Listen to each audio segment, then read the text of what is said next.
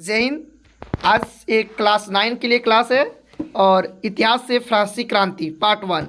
इससे पहले हमने 2 वीडियो अपलोड कर चुका हूं। आप पहले जाके दोनों वीडियो को देखिए, पूरे पार्ट को समझिए।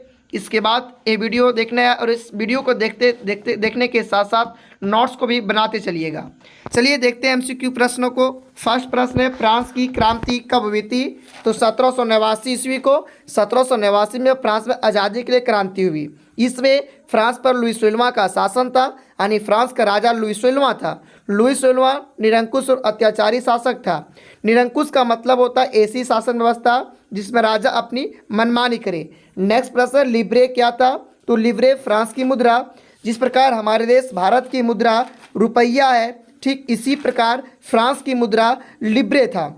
फ्रांस की मुद्रा को लिब्रे कहा जाता है और 1794 में इसे समाप्त कर दिया गया था। ठीक है। फ्रांसीसी क्रांति के समय फ्रांस पर किसका शासन था? जिसमें फ्रांस में क्रांति हुआ था उससे फ्रांस का राजा कौन था? तो लुई 16वां था। लुई 16वां था। फ्रांसीसी क्रांति 1789 में हुई। लुई 16वां 1774 में राजगद्दी पर बैठा था और लुई 16वां जो था एक निरंकुश शासक था, वह अपनी मनमर्जी से राज्य को चला रहा था। अगला प्रश्न है, एस्टेंट से क्या अभिप्राय है? तो हम लोग जानते हैं कि जो फ्रांस था और फ्रांस 3 वर्गों में विभाग था। प्रथम स्टैंड, द्वितीय स्टैंड और तृतीय स्टैंड। तो जो स्टैंड है और फ्रांस का सामाजिक वर्ग विभाजन था। प्रथम स्टैंड में पादरी आते थे, दूसरे स्टैंड में कुलीन वर्ग आते थे। पादरी फर्स्ट जो प्रथम स्टैंड में पादरी आते थे, पादरी आने जिस प्रकार हम लोग का पंडित होता है उसी प्रकार ईसाई धर्म के लोगों का जो चर्च में पूजा करते हैं उसको पादरी कहा जाता है। और दूसरे स्टैंड में कुलीन वर्ग आते थे, मतलब राजा के रिश्तेदार आते थे। तीसरे स्टेट में वकील, किसान, कारीगर, छोटे किसान, भूमिहर, मजदूर, नौकर, व्यापारी और कर्मचारी आदि आते थे। फिर द्वितीय स्टैंड में कौन लोग शामिल थे? तो हमने पहले बता चुके हैं कि द्वितीय स्टैंड में कुलीन वर्ग शामिल था। कौन सा वर्ग? कुलीन वर्ग। तृतीय स्टैंड में इनमें से कौन सा वर्ग शामिल नहीं है? तो तृतीय स्टैंड में कुलीन वर्ग शामिल नहीं है। बाकी किसान था, शिक्षक था, डॉक्टर था, व्यवसायी था, कर्मचारी था। ठीक है। फिर अब पादरी किस स्टैंड के अंतर्गत शामिल था? जो पादरी था वह द्वितीय स्टैंड के अंतर्गत शामिल था। फ्रांसीसी समाज में कितने प्रतिशत जनसंख्या किसानों की थी? तो 90%। कितना? 90%। हालांकि 60% भूभाग पर कुलीन, पादरी और तृतीय स्टैंड के अमीर लोगों का अधिकार था। इनमें से किसे राज्य को दिया जाने वाला कर देने का छूट था? तो सीधे शब्दों में कहा जाए तो जितने प्रकार का कर था सब तीसरे स्टैंड के लोगों को ही देना पड़ता था। यानी पहले स्टैंड के लोगों के लिए किसी प्रकार का कोई कर नहीं था, दूसरे स्टैंड के लिए किसी प्रकार का कोई कर नहीं था। यानी पादरी और कुलीन लोगों को कर नहीं देना पड़ता था। इनमें से कौन प्रत्यक्ष कर था? तो वहाँ प्रत्यक्ष जो कर था 2 प्रकार के कर देना पड़ता था और दोनों कर तीसरे स्टैंड के लोगों को ही देना पड़ता था। एक टाइल था, दूसरा टाइट था। तो जो इनमें से प्रत्यक्ष कर था वह टाइल था। राज्य द्वारा सीधे तौर पर जो लिया जाने वाला कर था उसको टाइल कहते हैं और जो धार्मिक कर था उसे टाइट कहते हैं। धार्मिक कर चर्च लिया करता था, पादरी लोग। ठीक है। इनमें से कौन चर्च द्वारा लिए जाने वाला धार्मिक कर था? तो टाइट था। 1789 में जब फ्रांस की क्रांति हुई थी उससे वहाँ की जनसंख्या 2.8 करोड़ था, जो पहले 2.3 करोड़ था और क्रांति के समय बढ़कर 2.8 करोड़ हो गया था। टू टिस्टाइन ऑफ गवर्नमेंट के रचनाकार कौन थे? तो टू टिस्टाइजेंट ऑफ गवर्नमेंट के लेखक लॉक थे। लॉक ने टू टिटाजेट ऑफ गवर्नमेंट में राज्य के देवी और निरंकुश अधिकारों के सिद्धांत का खंडन किया। The spirit of the laws के लेखक कौन थे? तो the spirit of the laws के लेखक मॉन्टेस्क्यू था। कौन था? मॉन्टेस्क्यू। मॉन्टेस्क्यू ने the spirit of the laws में सरकार के अंदर विधायिका, कार्यपालिका और न्यायपालिका के बीच सत्ता का विभाजन कहा।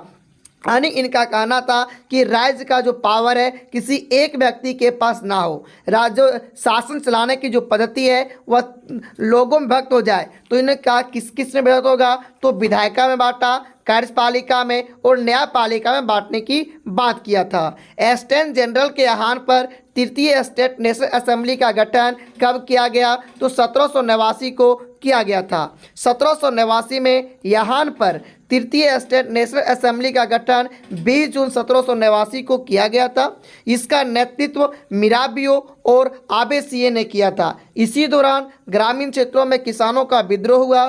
14 जुलाई को बास्तिल पर क्रांतिकारियों ने हमला किया और कैदियों को जेल से मुक्त करा दिया। तब से 14 जुलाई को फ्रांस का राष्ट्रीय दिवस के रूप में मनाया जाता है। सम्राट के शक्तियों पर अंकुश लगाने और सभी मनुष्य को मूलभूत अधिकार प्राप्त करने के लिए फ्रांस में संविधान 1791 ईस्वी को बना था। 1791 ईस्वी को फ्रांस का संविधान बना था। 1789 में एस्टन जनरल के आह्वान पर तृतीय स्टेट नेशनल असेंबली का गठन किया गया। इस असेंबली का नेतृत्व मेराबियो और आबेसिये ने किया था, जिसका प्रमुख लक्ष्य था संविधान तैयार करना, जो 1791 में हुआ था। फिर फ्रांस गणराज्य कब हुआ? तो फ्रांस 1792 ईस्वी को गणराज्य हुआ था। हमारा देश भारत 26 जनवरी 1950 को गणतंत्र हुआ था और 15 अगस्त 1947 को आज़ाद हुआ था, जबकि फ्रांस 1792 ईस्वी को गणराज्य हुआ था। ठीक है। 1789 में फ्रांस की क्रांति का इतना प्रभाव पड़ा कि 1791 में फ्रांस का संविधान बन गया था। 1792 में फ्रांस गणराज्य हो गया और 1793 में जो लुई 16वां, जो निरंकुशवाद का प्रतीक था, निरंकुशवाद शासक था, उसको फांसी दे दिया गया था। फिर नेपोलियन फ्रांस का सम्राट कब बना? तो जब लुई 16वां को फांसी दिया गया था, उसके बाद 1804 ईस्वी को नेपोलियन फ्रांस का सम्राट बना था। 1792 में जब फ्रांस गणराज्य घोषित हुआ और 1793 में लुई 16वां को फांसी दिया गया। तत्पश्चात क्रूर शासक रोबेस्पियर को भी 1793 में गिलिटिन पर चढ़ाकर काट दिया गया था। गिलिटिन क्या होता है? तो दो तरफ से खंभा होता है, बीच में व्यक्ति या बकरे का, जैसे अभी हम लोग बकरे काटने के लिए जो खंभे वाला जो उच्च करते हैं, उसी को गिलिटॉन कहा जाता है। अंततः सत्ता नेपोलियन के हाथों में आई। उन्होंने 1804 में स्वयं को फ्रांस का सम्राट घोषित किया। नेपोलियन को आधुनिक फ्रांस का निर्माता के रूप में भी जाना जाता है। फिर वाटरलू की लड़ाई कब हुई थी? तो वाटरलू की लड़ाई 1815 ईस्वी को हुई थी। 18 जून 1815 को फ्रांस के सम्राट नेपोलियन की सेना का सामना ब्रिटेन, रूस, प्रसा, ऑस्ट्रेलिया और हंगरी की संयुक्त सेना से हुई। अंततः नेपोलियन की हार हुई थी। द सोशल कॉन्ट्रैक्ट नामक पुस्तक किसने लिखी? तो द सोशल कॉन्ट्रैक्ट नामक पुस्तक रूसो ने लिखा था। इस पुस्तक में रूसो ने सभी के लिए मत देने के लिए अधिकार के बारे में लिखा है। इस पुस्तक में उन्होंने लोकतांत्रिक, यानी उन्होंने कहा कि फ्रांस में लोकतांत्रिक शासन व्यवस्था होना चाहिए। फिर अगला प्रश्न है, तीसरा स्टैंड क्या है? इसके नाम प्रचार पुस्तिका पैम्पलेट में किसने लिखा? तो तीसरा जो स्टैंड था वो आबेसिये था। आबेसिये तीसरा स्टैंड क्या है? नाम से आबेसिये ने एक प्रचार पुस्तिका पंपलेट छपाई, जिसमें बताया गया था कि तीसरे स्टैंड के लोगों को कितनी हद तक बुराइयों का सामना करना पड़ता है, कितनी कठिनाइयों से जीना पड़ता है। साफ तरीके से एक चैप्टर में पढ़े कहानी में वर्णन किया गया है कि फ्रांस में जितने प्रकार का कर था, सभी कर को तीसरे स्टैंड के लोग ही चुकाते थे। ठीक है। तो इन्हीं कठिनाइयों के बारे में आबेसिये ने एक पंपलेट में छपाई थी। ठीक है। फिर इनमें से सक्रिय नागरिक से संबंधित सही कथन चुनाव करें। तो सक्रिय नागरिक वही था जिनकी उम्र 25 वर्ष थी और वोट देने का अधिकार था। वोट वही व्यक्ति दे सकता था जो अपनी कमाई 3 दिन के कमाई को राजा को कर दे। ठीक है। अगला है जेकोबिन क्लब क्या था? तो जेकोबिन क्लब छोटे दुकानदार और कारीगरों का एक संगठन होता था, जिसे जूता बनाने वाला, पेस्ट्री बनाने वाला, घड़ी साफ सफाई का वाला, इन सबों का एक संगठन था। लुई 16वां के पतन के बाद छोटे दुकानदारों और कारीगरों के नेता कौन थे? तो कारीगरों का जो नेता था वह मैक्सिमिलियन रोबेस्पियर था। लुई 16वां के पतन के बाद भी फ्रांस की स्थिति में कोई बड़ा सुधार नहीं हुआ था। वोट देने का अधिकार मुख्यतः अमीरों को ही था। इसी के बाद जेकोबिन क्लब भी बना, जिसके सदस्य छोटे दुकानदार तक कारीगर थे और इसी के नेतृत्वकर्ता मैक्सिमिलियन रोबेस्पियर था। यानी फ्रांस में वोट सिर्फ अमीर व्यक्ति ही दे सकता था। आतंक राज किसने स्थापित किया? तो आतंक राज रोबेस्पियर ने स्थापित किया था। रोबेस्पियर 1793 से 1794 के बीच के काल को फ्रांस में आतंक के राज के नाम से जाना जाता है। आतंक के राज्य के नाम से किस काल को जाना जाता था? तो 1793 से 1794 के काल को। फिर है गिलिटिन क्या है? तो हमने पहले बताया जो गिलिटिन था सिर धड़ से अलग करने वाली मशीन थी जो इस प्रकार का बना होता था। ठीक है, अगला फिर है मैक्सिमिलियन रोबेस्पियर को गिलिटिन पर कब चढ़ाया गया? तो 1794 ईस्वी को चढ़ाया गया था, 1794 ईस्वी को।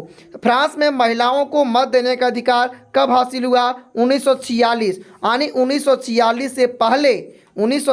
से पहले फ्रांस में महिलाओं को वोट देने का अधिकार नहीं था। कन्वेंशन ने फ्रांसीसी उपनिवेशों में सभी दासों की मुक्ति का कानून कब पारित किया? तो 1794 में। जैकोबिन शासन के क्रांतिकारी सामाजिक सुधारकों में दास प्रथा का उन्मूलन एक था। 1794 में दास प्रथा से संबंधित कानून पारित किया गया। किसने 1793 में कहा था पुरुष बनने की इच्छा रखने वाली महिलाएं निर्लज है? तो सोमेन ने क्या कहा था कि वह स्त्री जो पुरुष बनना चाहती है वह निर्लज है। तो यह बात सोमेन ने कहा था। और उनका यह भी कहना था कि जो पुरुष है वह राजनीति होता है वह पुरुष बनो शिकार होता है, और जो महिलाएं होती है वह घर के कामकाज करती है और मातृत्व सुखद दायित्व यही है तुम्हारा कार्य है। तो इस प्रकार ये मस्ट इम्पॉर्टेंट MCQ प्रश्न था। देखिए इस पर डे 7 बजे क्लास 9 का लाइव क्लास होती है। अगर आप क्लास ज्वाइन करना चाहते हैं तो इस नंबर पर अपना नाम और क्लास लिखकर मैसेज करें। यहाँ क्लास 8, 9, 10, 11, 12 की लाइव क्लासेस चलती है और आपको प्रत्येक चैप्टर का नोट्स और पूरे चैप्टर को भी समझाया जाता है। चलिए फिर मिलते हैं अगले वीडियो में।